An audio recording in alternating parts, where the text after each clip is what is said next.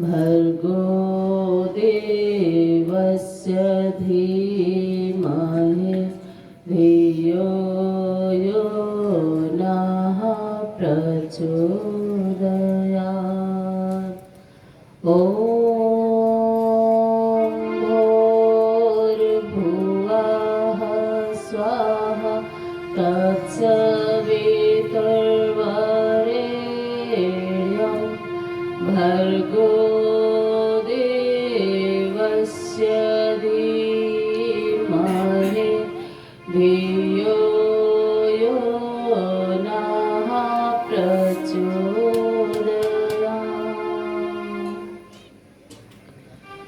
ॐ चैतन्यं शाश्वतं शान्तं व्योमातीतं निरञ्जनं नादबिन्दुकलातीतं तस्मै श्री गुरवे नमः। या देवी सर्वभूतेषु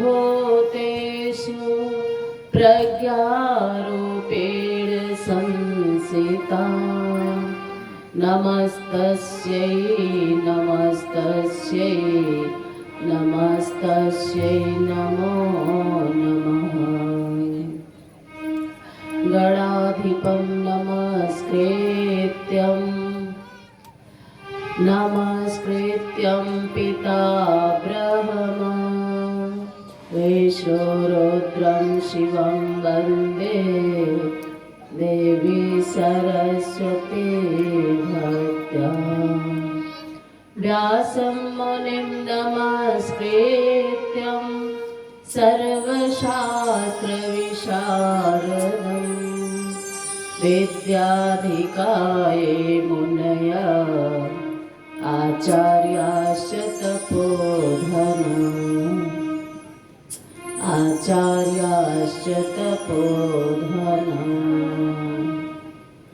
वयं त्वां भजामहे वयं त्वां स्मरामः वयं त्वां भजामहे वयं त्वां स्मरामः वयं त्वां जगत्साक्षी रूपं नमामि सदेकं निधानं निरालम्बमीशं सदेकं निधानं निरालम्बमीशं भवामोदितं शरण्यं व्रजामि भवाम्भोधितं शरण्यं व्रजामि। अजं शाश्वतं कारणं कारणानाम् अजं शाश्वतं कारणं कारणानाम् शिवं केवलं भासकं भासकानां तुरीयं तमः पारमादन्तहीनं तुरीयं तमः पारमादन्तहीनं प्रपदे परं पावनं दैवहीनं प्रपदे परं पावनं दैवहीनं प्रपदे परं पावनं दैवहीनम्। ॐ श्री गुरुवे नमः। ॐ इष्टदेवताभ्यो नमः। ॐ स्थानदेवताभ्यो नमः। ॐ ग्रामदेवताभ्यो नमः। ॐ क्षेत्रदेवताभ्यो नमः। ॐ सर्वेभ्यो देवेभ्यो नमः। ॐ सर्वेभ्यस्तीर्थेभ्यो नमः। ॐ यज्ञ पुरुषाय नमो नमः। यज्ञशाला में उपस्थित देवतुल भाइयों, देवी स्वरूपा माताओं, बहनों, आप सभी के अंदर जो देवत्व विद्यमान है, आप सभी के हृदय में जो ईश्वर विश्वास संस्कृति समाई है, उसे नमन वंदन अभिनंदन। आइए आज हम सभी यज्ञशाला में जितने भाई बहन उपस्थित हैं, निश्चित रूप से ईश्वर की असीम कृपा आप सभी के घर परिवार में यज्ञ भगवान की कृपा बरसे। यज्ञ जैसे सत्कर्म कार्यों से आपका जीवन सुशोभित हो, सदैव आपके जीवन में सद्बुद्धि और सत्कर्म बने रहे, इस भावना के साथ आइए आज का यज्ञ कार्यक्रम प्रारंभ हो रहा है। कहते हैं यज्ञ से ही हमारा जीवन है और यज्ञ से ही इस सृष्टि संचालित है। अगर यज्ञ बंद हो जाए तो हमारा जीवन समाप्त हो जाए। और ये यज्ञ, प्रकृति भी यज्ञ करती है, हमारा शरीर भी यज्ञ करता है। अगर हमारा शरीर यज्ञ ना करे तो हम जिंदा ना रहें। जो कुछ भी हमारे हाथों को मिलता है, हाथ अपने पास नहीं रखता है, मुख को दे देता है। मुख भी अपने पास रख ले तो शरीर जिंदा ना रहे, मुख पेट को दे देता है। पेट भी अगर अपने पास रख ले, उसको पाचन करके नस नाड़ियों में, रक्त ध्वनियों में उसका तत्व ना पहुंचाए तो शरीर जिंदा नहीं रह सकता। इस तरह से हमारे एक एक अंग यज्ञ करते हैं। एक दूसरे को आदान प्रदान करना यही यज्ञ कहलाता है। प्रकृति भी यज्ञ करती है। सूर्य से रोशनी, सूर्य से ऊर्जा लेकर धरती, सृष्टि में जितने भी वनस्पति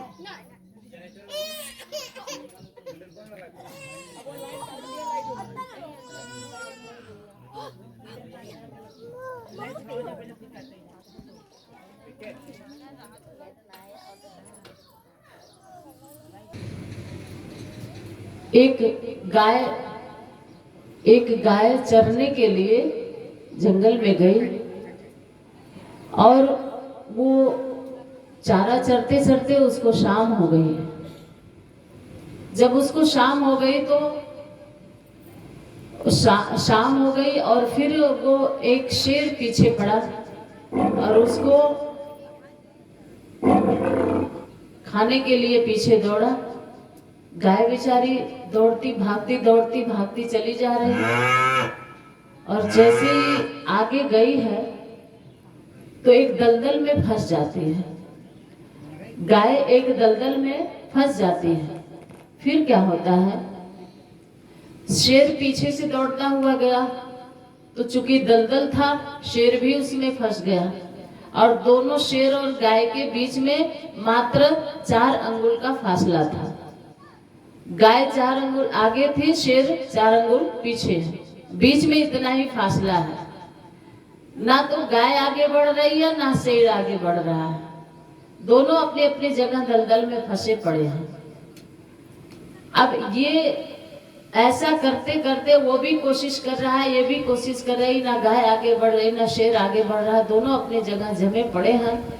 इतने में शाम ढल गई, अंधेरा होने लगा। तो जब अंधेरा होने लगा तो शेर गाय को कहने लगा, क्यों रे, अगर तू मेरा शिकार, मेरा भोजन बन गई होती तो मेरा उधर पूर्ति हो गया होता। आखिर भाग के कुछ नहीं कर पाई, अब भी मर रही हो, तब भी मरती। अब भी तो फंस गई हो, अब भी तो मर जाओगी। अब तो बचोगी नहीं क्योंकि इसमें से निकल नहीं पाओगी, तो भी मर जाओगी और मेरी उधर पूर्ति का कारण बन गई होती। तो जानते हैं गाय क्या बोली? गाय कहने लगी शेर से कि मैं नहीं मरूंगी, अब मरोगे तो तुम मरोगे। बोला वो कैसे? उसने पूछा कि जंगल में तुम्हारा कोई हितैषी है क्या, तुम्हारा कोई शुभ चिंतक है क्या? तो तो बोला नहीं, मैं जंगल का राजा हूँ, मेरा हितैषी मेरा शुभ चिंतक कौन है? मैं तो खुद अपने आप में सब कुछ हूँ, जंगल का राजा हूँ, शेर हूँ। तुम्हारे ऊपर किसी की छत्र छाया है क्या? तुम्हारा कोई मालिक है क्या? तुम्हारा पालन पोषण करने वाला कोई तुम्हारा देख रेख करने वाला है क्या? शेर कहने लगा, मेरा देख रेख कौन करेगा? दुनिया को मैं खाने वाला, दुनिया के जंगल के जितने प्राणी हैं मुझसे सब डरने वाले, मेरा मालिक कौन होगा? मैं किसके छत्र छाया में रहूंगा? मैं अपने आप में खुद जंगल का राजा हूँ। तब गाय कहने लगी, तो तुम मरोगे और मैं जिंदा रहूंगी। वो कैसे? बोले इसलिए कि मेरा कोई मालिक है, मुझे कोई पालन पोषण करने वाला है, मेरा कोई शुभचिंतक है। और जब रात होगी, जब अंधेरा होगा, तो मेरा मालिक, मैं जिसके खूंटे में बंधी हूँ, वो ढूंढते ढूंढते जंगल में आएगा और जब मुझे यहाँ देखेगा फंसा हुआ, तो वो कोई न कोई युक्ति लगा करके मुझे इस दलदल से बाहर निकालेगा और मैं उसके साथ खुशी खुशी घर जाऊंगी, मैं जिंदा बचूंगी। लेकिन तुम्हारा कोई मालिक नहीं है, तुम्हारा कोई रक्षक नहीं है, तुम्हारा कोई पोषक नहीं है, तुम्हारा कोई शुभचिंतक भी नहीं है, तुमको कोई निकालने नहीं आएगा, तुमको कोई बचाने नहीं आएगा, तुम इसमें पड़े रहोगे और इसी में मरोगे। तो मेरे भाइयों बहनों, ये प्रेरणाप्रद बातें हमें कहाँ ले जा रही हैं? वो गाय हम हैं और वो उसका मालिक, जो हमारा पोषण करने वाला, जो हमारा रक्षण करने वाला, वो हमारा गुरु है। जब हम दलदल में फंसते हैं तो हमें बचाने के लिए हमारे गुरु का प्रयास होता है। लेकिन जिसका कोई नहीं है, जो किसी की छत्र छाया में नहीं है, वो जब दलदल में फंसेगा तो उसको बचाने वाला कोई नहीं होगा। हम सब के जीवन में गुरु का सानिध्य अगर है तो हम उसकी छत्र छाया में सुरक्षित हैं। और ऐसी गुरु और शिष्य की अनेकों परंपराएं हैं, अनेकों कहानियां, अनेकों प्रेरक आप सभी लोगों को व्याख्याएं हैं। लेकिन आइए, शांति कुंज हरिद्वार से परम पूज्य गुरुदेव माँ गायत्री का सानिध्य आप लोगों को मिला, इस यज्ञ को करने का, इस धर्म अनुष्ठान को करने का, तो निश्चित रूप से इसका परिणाम, इसका फल तो आपको मिलेगा ही, इस तपश्चर्या का। लेकिन कहते हैं सफलता तब होती है जब हम अपने आप को, अपने जीवन की डोर गुरु को थमा दें। सौंप दिया अब जीवन का सब भार तुम्हारे हाथों में है, जीत तुम्हारे हाथों में है, हार तुम्हारे हाथों में। कहते हैं जब जीवन के झंझावातों से व्यक्ति घिर जाता है तो उस समय उसको कुछ समझ में नहीं आता। तब उस समय हमारा दुनिया में कौन होता है? जब गमों ने तुझको घेरा हो तब हाल गुरु को सुना देना। जब गमों ने तुमको घेरा हो तब हाल गुरु को सुना देना। जब दुनिया तुमको ठुकराए, जब दुनिया तुमको ठुकराए तो अपने गुरु को मना लेना। जब दुनिया तुमको ठुकराए तब अपने गुरु को मना लेना। गुरु तो करुणा का सागर है, उसमें डुबकी लगा लेना। ऐसे करुणा के सागर, ऐसे स्वयं भगवान धराधाम पर हमारे गुरुदेव के रूप में पधारे, ऐसे गुरु का सानिध्य मिल जाए तो जीवन धन्य हो जाए। आइए, माँ गायत्री से जिसका संबंध है उसे हरदम आनंद ही आनंद है। आप लोगों को चाहिए आनंद क्या? हमेशा आनंद ही आनंद रहे, चाहे आप किसी भी परिस्थितियों में हो, आपके जीवन से आनंद और परम आनंद कभी दूर ना हो। ये कब होगा? जब हम सबका ये अनुभव भी है गुरु और गायत्री से संबंध हो। 2 मिनट सभी लोग भजन दोहराते हुए मुंडन की तैयारी करेंगे। इसके बाद मुंडन संस्कार, तत्पश्चात आगे यज्ञ को बढ़ाया जाएगा। बोलिए गायत्री माता की जय। माँ गायत्री से जिसका संबंध है, आइए मीठी मीठी तालियों के साथ। माँ गायत्री से जिसका संबंध है उसे हरदम आनंद ही आनंद है। माँ गायत्री से जिसका संबंध है, माँ गायत्री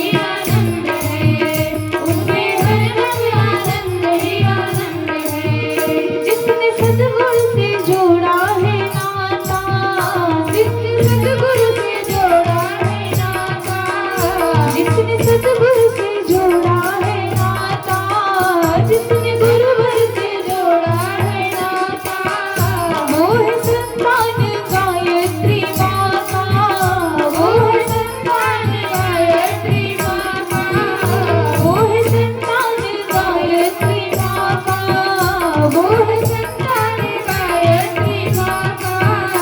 उसके जीवन पे, उसके जीवन पे, उसके जीवन पे फूलों की सुगंध है, उसके जीवन पे फूलों की सुगंध है। बोलिए गायत्री माता की सभी लोग ताली बजाते हुए, दोनों हाथ उठाकर ताली बजाते हुए जोर से जयकारा लगाए।